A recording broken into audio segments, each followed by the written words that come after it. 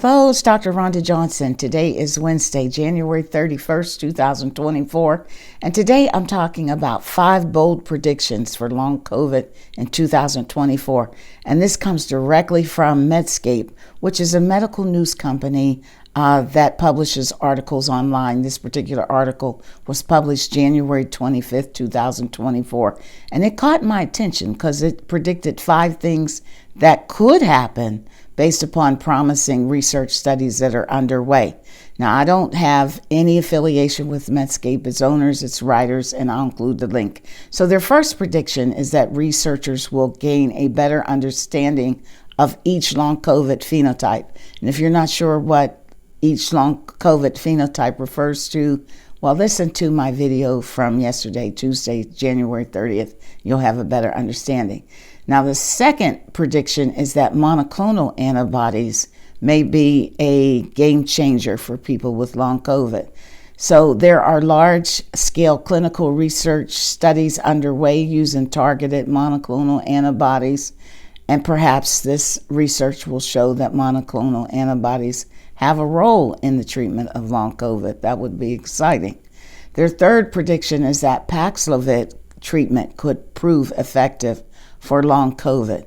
So the idea is with Paxlovid, it stops the virus from replicating. So if you stop the virus from replicating, you can stop the virus from persisting in tissues that are known reservoirs for this virus. So interesting possibilities there with Paxlovid.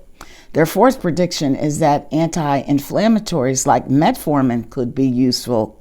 So they build upon previous studies that were published looking at the diabetes drug metformin, and they found that one particular study reduced a patient's risk for long COVID up to 40% when the drug was taken during the acute phase. So we'll see what happens with metformin and other anti-inflammatory drugs. One thing about metformin, it's widely available and it's inexpensive, so that could hold a lot of promise if additional researchers find that it's helpful. And then their fifth prediction is that serotonin levels and selective serotonin reuptake inhibitors, a class of drugs called SSRIs, may be keys to unlocking long COVID or post-COVID syndrome.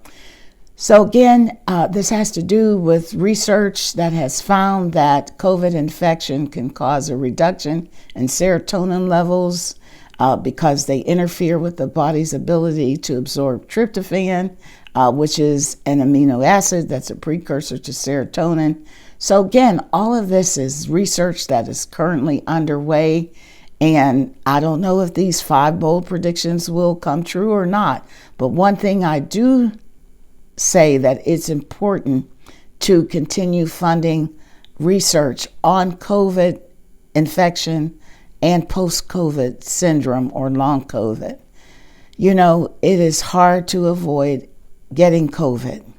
And some people have had 6 or 7 or other types of multiple infections now.